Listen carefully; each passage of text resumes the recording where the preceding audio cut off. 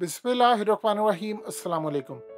पाकिस्तान की बदकिस्मती ये है कि पाकिस्तान में इस वक्त जनरल हमीद गुल मौजूद नहीं है। एक ऐसा विजनरी लीडर जिसने 11 साल पहले सारी दुनिया के सामने खड़े होकर कहा था कि जब अमेरिका अफगानिस्तान से निकलेगा तो फिर एक खला पूरा करने के लिए वो पाकिस्तान में एक कठपुतली हुकूमत लेकर आएगा और इस कठपुतली हुकूमत के जरिए पाकिस्तान की वो तबाही लाने की कोशिश करेगा।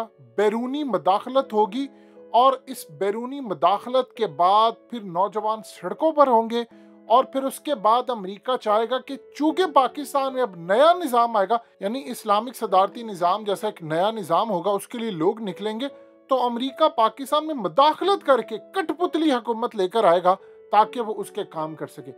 आप ये समझ लें, इमरान खान की हुकूमत गिरने की पेशन गोई 11 साल पहले जनरल हमीद गुल ने की थी। ये क्लिप देखने वाला है, इसके बाद आपको कोई शक नहीं, क्योंकि पाकिस्तान के साबिक चीफ ISI के रह चुके उस शख्स ने इंकशाफ किया था और आज वो पूरा हो रहा है। जरा देखिएगा क्लिप भी।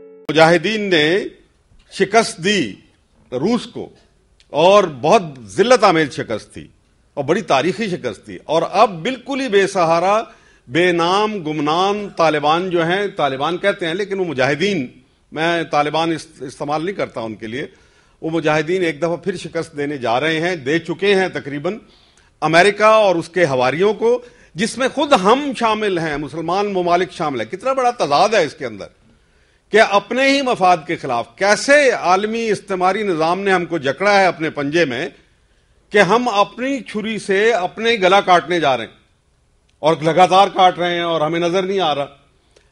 गुड लक टू देम, क्योंकि उन्होंने ऐसा फंसाया हमको। लेकिन अब वक्त आ गया है कि अब जब वो शिकस्त खा के यहां से भागेंगे तो फिर जो खिला होगा उसको पुर कैसे करेंगे हम, ये हमारा सबसे बड़ा चैलेंज है। इसके लिए पहली बात यह है अंदरूनी इत्तेहाद और बैरूनी मदाखलत के खिलाफ जिहाद। और बैरूनी मदाखलत यह है, उसके बहुत सी जहतें हैं, बहुत सी शक्लें हैं।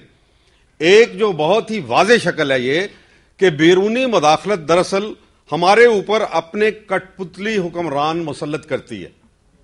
ये सबसे बदतरीन शक्ल है बैरूनी मदाखलत की, उनके हमले नहीं हैं। अलबत्ता मैं ये कहूं कि आज के दौर में जो रेमंड डेविस ने हमको आश्कार किया, और जिसका जिक्र मैं तो बहुत अरसे से कर रहा था, कि अमेरिका ने पहले ही कह दिया था कि अफगानिस्तान पाकिस्तान एक मैदान जंग है। मैदान जंग एक है लेकिन इसके दो हिस्से हैं। एक के अंदर वो जंग लड़ रहे हैं बराह रास्त, दूसरे के अंदर वो जंग लड़ रहे हैं खुफिया, इनविजिबल वॉर। हम जो रेमंड डेविस है वो इनविजिबल वॉर का एक टिप ऑफ द आइसबर्ग, एक छोटा सा नमूना, एक अलामत आपके सामने आई। अब ये बात खुल गई कि अमेरिका दरअसल हमारे साथ, हम बज़ाहिर उसके तावन कर रहे हैं, उसकी मदद कर रहे हैं, और वो हमारी दहशतगर्दी खत्म करने के लिए हमारी मदद कर रहा है। ये सब झूठ है। ये सब कुछ वो करवा रहे हैं अंदरूनी तौर पे, और हमें एक ऐसी तरफ धकेलना चाहते हैं जब हम नया निजाम ना ला सकें। लेकिन अल्लाह के फजल करम से आप देखेंगे कि अमेरिका अफगानिस्तान से भाग जाएगा। ये उनके अंदर एक बहस है, क्योंकि जब शिकस्त खा लेती है कोई कौम, फिर जनरल साहब बैठे हैं और मेरे बहुत जबरदस्त यहां लायक फायक जो हैं फौजी मेरे साथी मौजूद हैं। ब्रिगेडियर आसिफ हारून बैठे मैं देख रहा हूं, माशाल्लाह मुसन्निफ भी हैं और बहुत समझदार इंसान हैं। वो जानते हैं कि जब आप भागने लगते हैं तो रनिंग फाइट में इन्वॉल्व नहीं हुआ करते। तो अमेरिका के लिए ये लाजवाल एक मिलिट्री लेसन है, एक असूल है कि आप जब भागते हैं तो you cut loose, cut and run. America ने भी यहां से भाग जाना है, लेकिन क्या वो हमें खलफशार की हालत में छोड़ के जाएगा? हमारे पास वक्त बहुत कम है, हम डेवलप नहीं कर सकते नई जिद्दोजहद। हम रियासत वो मक्का के दौर में नहीं, अब वहां मदीना के दौर में है, बल्कि उसके भी आखिरी दौर के अंदर है, जहां हमारी जिद्दोजहद को आखिरी एक मंजिल तक पहुंचना है। चुनाचे ये ख्वाहिश तो बैरूनी जो सर्वे के इदारे हैं, प्यू ऑर्गेनाइजेशन आपने सुनी होगी, उसने किया, फिर कुछ लोगों ने यहां पे सर्वे किए। मेजॉरिटी ऑफ पाकिस्तानी, बल्कि ओवरवेलमिंग मेजॉरिटी, وہ نظام اسلام چاہتی ہے.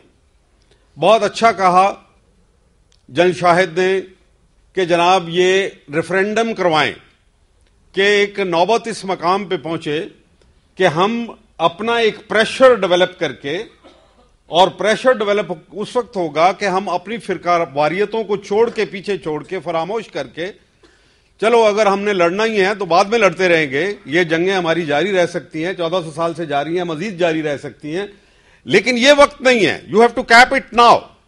اس کے اوپر ڈھکنا لگا دیں اور کہیں ابھی پہلی ہماری ترجیح یہ ہے کہ ہم نے ایک نئے نظام کو لانا ہے، ہمیں موقع مل رہا ہے، بہت بڑا موقع مل رہا ہے.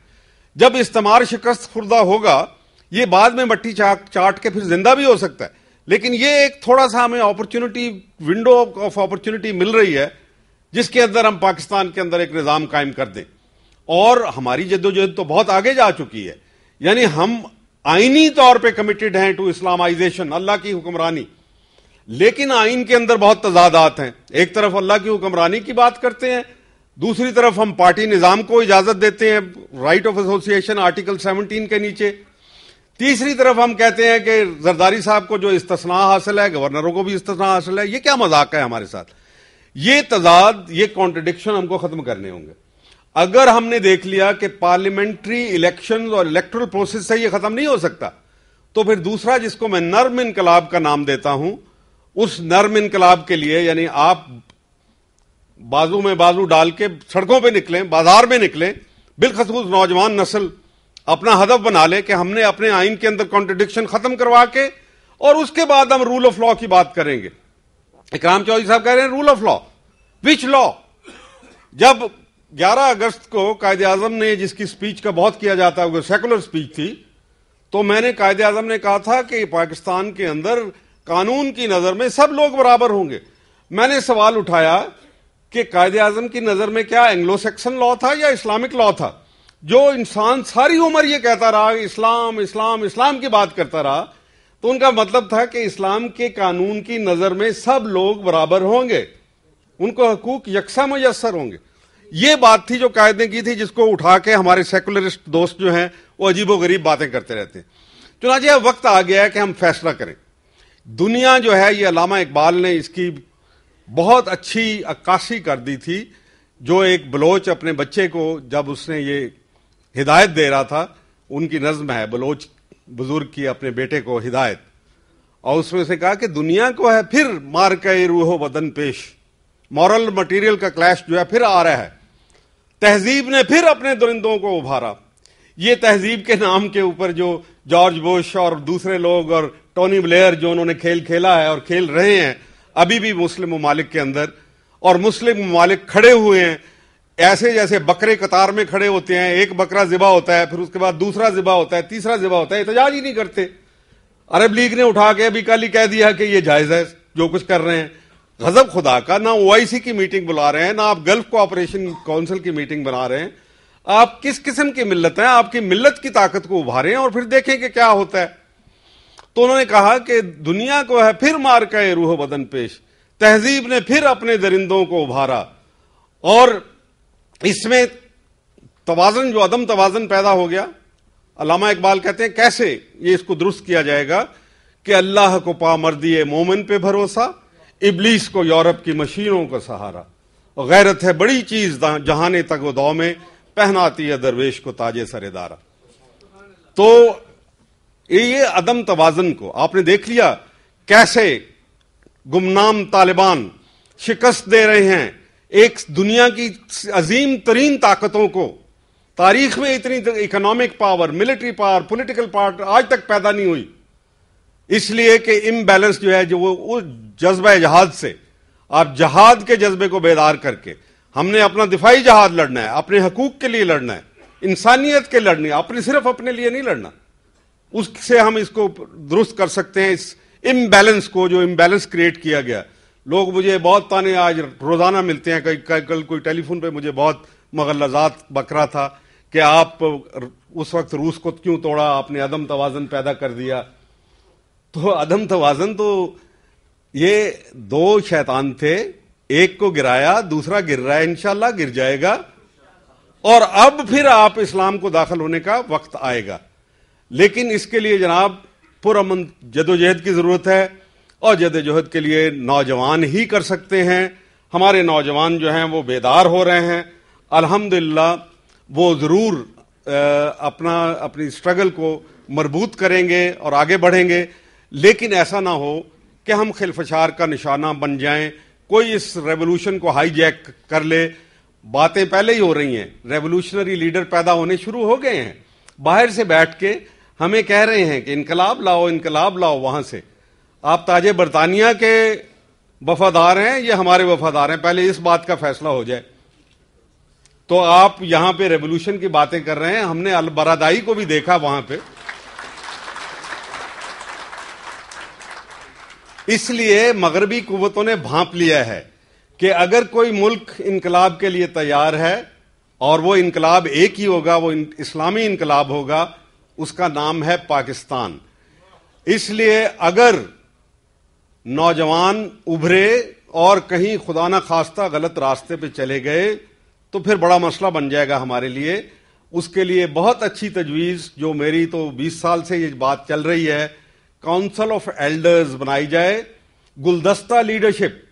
یہ رونا روتے رہیں گے آپ کے لیڈر نہیں ہیں کوئی، افق پہ ہمیں کوئی لیڈر نظر نہیں آ رہا. نیشنل لیڈر سب پولیٹیکل لیڈرز ہیں اور ان کے مفادات ہیں، یہ ان کے گرد گھومتے ہیں، ان کا بس نہیں ہے. یہ اگر آپ کہیں کہ یہ سارے کرپٹ ہیں تو سمجھ لیجئے کہ یہ مشین ہی ایسی ہے جو کرپٹ لیڈر پیدا کرے گی.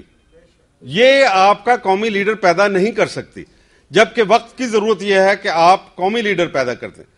تو چنانچہ ان کے لیے کونسل آف ایلڈر، پھر اس کو بعد میں جب ریفرینڈم کروا کے یا جو بھی طریقہ اختیار ہوتا ہے اس کے بعد جب آپ کرتے ہیں تو ایک نگہبان کونسل بنا دی جائے. پاکستان کا راستہ غلط اسی لیے ہوا کہ پاکستان ایک ادھورا انقلاب ہے، اس کو پورا ہونا باقی رہ گیا، اس لیے کہ کوئی نگہبان، نظریاتی ملک کو ایک نظریاتی کونسل، نگہبان کونسل نہیں ملی. اور وہ نظریاتی کونسل آف اسلامک نظریاتی کونسل نہیں، وہ ایک سیاسی نوعیت کی ہونی چاہیے جس کا اقتدار کے ساتھ کوئی تعلق نہ ہو. چنانچہ آج ہم ایک نگران کونسل یا ایلڈرز کونسل یا رہنما کونسل بنائیں، نوجوانوں کی رہنمائی کا فریضہ انجام دے، آگے بڑھے. وقت آ گیا ہمارا، time has come for that grand notion to come into action.